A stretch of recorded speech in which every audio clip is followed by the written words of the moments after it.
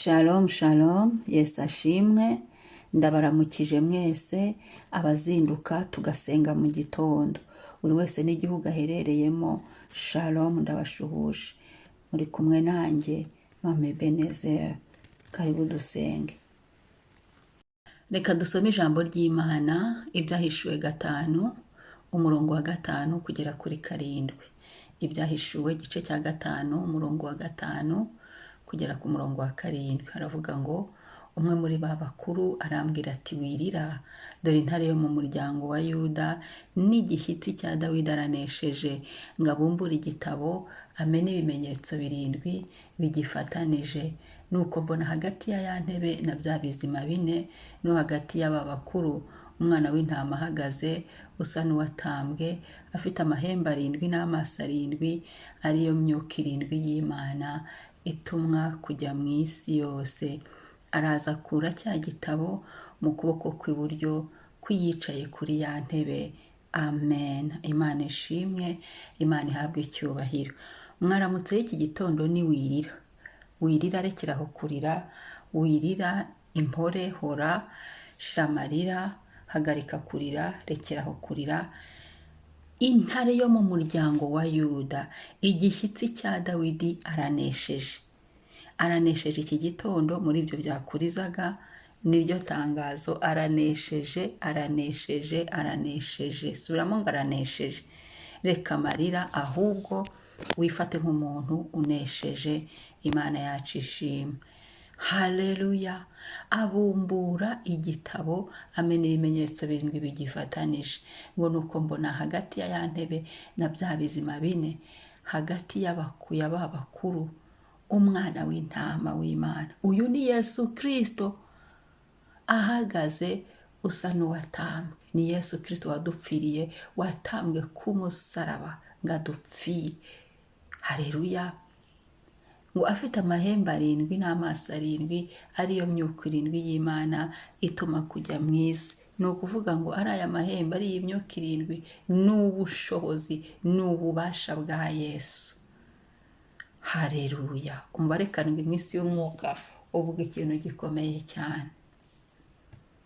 Yari ufite imyuka 7 y'Imana, ariyo myuka ituma kujya mu isi yose. Yari afite amahembe 7 n'amaso 7. Haleluya. Abisiraheli bazengurutse Yeriko 7. Haleluya. Uyu mubare 7 mu isi y'umwuka usobanura umwuzuro.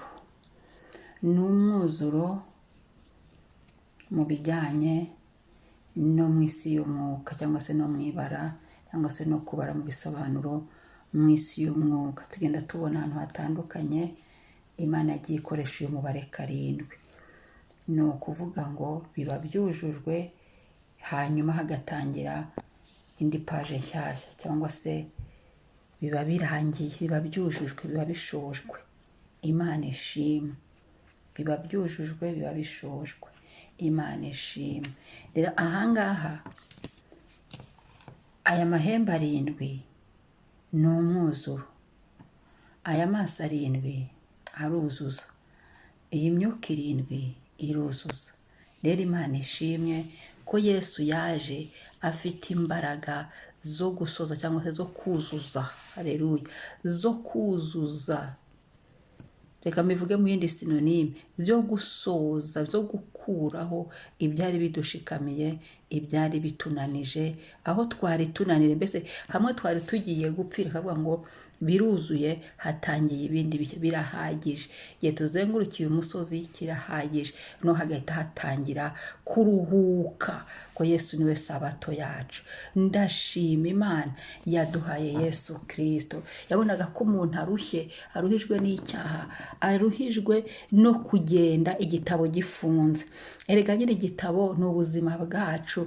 Hari amapaje yari afunze, ariko intare yo mu muryango wa Dawidi iraza ifata cya gitabo iragifungura. Ku murongo wa 7 araza kuri igitabo mu kuboko kw'iburyo kuyicaye kuri ya ntebe, ajya aragifata, aragifungura. Niyo mpamvu abana b'Imana twebwe tuva mu bwiza tujya mu bundi. Ni ukuvuga ngo paji imwe ijyaho hajya hindi y'ibyiza, hajya hindi, tuva mu bwiza tujya mu bundi, tuva mu bwiza tujya mu bundi. Paje ni urugero, paje y'urubyaro ikavaho, paje yo mariage ivaho, paje yo kumenya Imana ikaza, paje yo gusoma ijambo ikaza, paje yo kwihana ibyaha ikaza, paje y'agakiza umuntu akabatizwa, gutyo tugenda tuva mu bwiza tujya mu bundi. Nuko Yesu yemeye kumena ibimenyetso byari bifatanyije cya gitabo, hanyuma Yesu agenda afungura amapaje y'ubuzima bwacu. Paje rero igezweho uyu munsi muyezo Yesu yadufunguriye ni wirira. Tugeze kuri paje yitwa wirira. Wirira Yesu yarabyujuje, wirira Yesu yarabisoje, Yesu yarabisoje byari ibibazo, Yesu yarabyujuje. Aho twari turushye Yesu yarabyujuje kandi kavuga umwuzuro. Haleluya, haleluya, kavuga umwuzuro. Byari Yesu ahageze yatangije ubuzima bushya kuri twebwe, imibereho mishya y'abamwemeye, y'abari muri Kristo Yesu, y'abizeye Yesu Kristo. Ibyacu bihinduka bishya. Ruvuga ngo ibyashaje birangirira aho ngaho, byuzurizwa aho ngaho, bikarangira, hanyuma tugatangira ikindi cyiciro gishyashya cy'ibyiza. Byari bibabaje birangiriraho, tugatangira ikindi kiruhuko mu kumenya Imana, mu kujijuka, mu gukurikira Yesu, kandi tuzi ko tuzabona ubugingo buhoraho.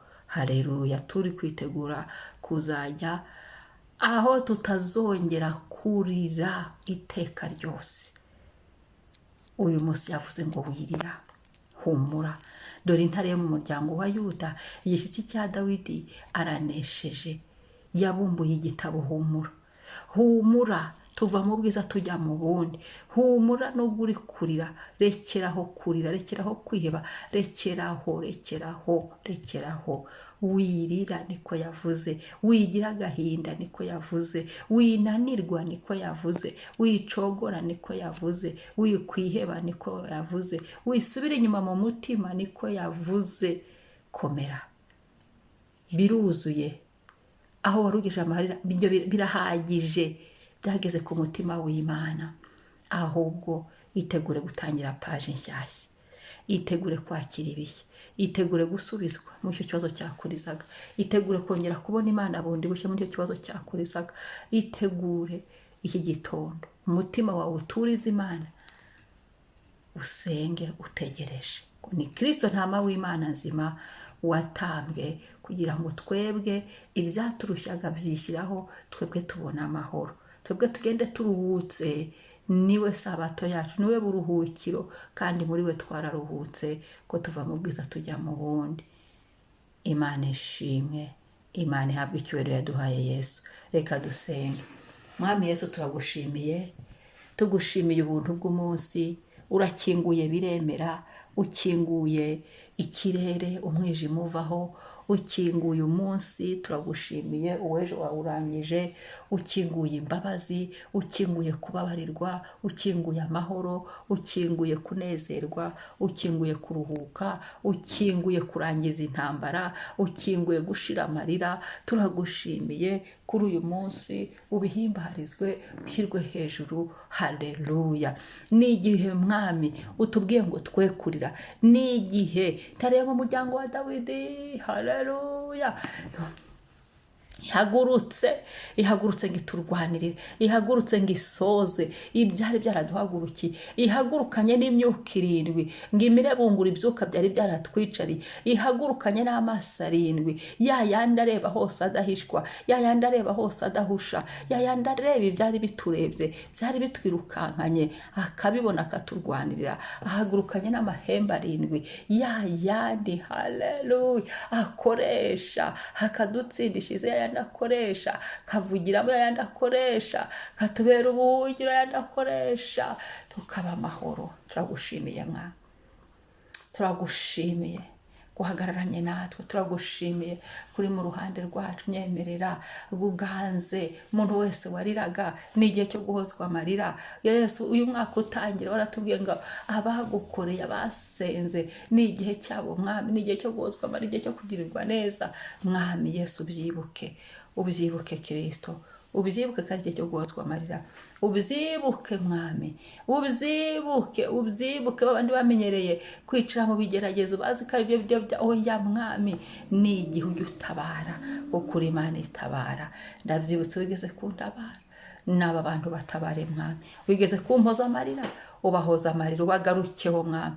Noneho nk'uko ijambo ryawe ritubwiye, birake intare yo mu muryango wa Yuda, intare yo mu muryango wa Dawidi, igitare cyacu, yaranesheje. Turagushimiye Yesu, turakwamamaje, ni wowe mwami, turagukunda, wowe uturwaniriye, ukaduhoza amarira, ukatubwira ngo twe kurira, ukaba utuzaniye ibisubizo by'ibibazo byaturizaga, ukaba uduhagazeho, ukaba utuvugiye. Uyu munsi uganze, buri saha y'uyu munsi yose dushyizeho ubuntu bwawe, dushyizeho umwuka wera w'Imana. Gumya ubane natwe. Paje y'ubuzima bwacu igezweho niyo kutarira, niyo guhanagurwa amarira, niyo guhozwa, niyo kwibukwa n'Imana, amarira n'agahinda bigashira. Shima mwami, urakoze, kari igihe utumaze umubabaro. Urakoze, kari umunsi wo gushira amarira. Urakoze, kari umunsi wo kunyuranya ibihe. Urakoze, kari umunsi paje igezweho yacu ariyo kuvuga ngo twirira, ariyo kuduhoza amarira, ariyo kuduhumuriza, ariyo kutwegera cyane, ariyo kugumya kukumva. Haleluya, turwanira, udutsindishiriza, uduhoza amarira mu buzima bwacu, mu mibereho yacu, mu rugendo rw'agakiza. Haleluya, haleluya, kubw'ikuzo ryawe mwami.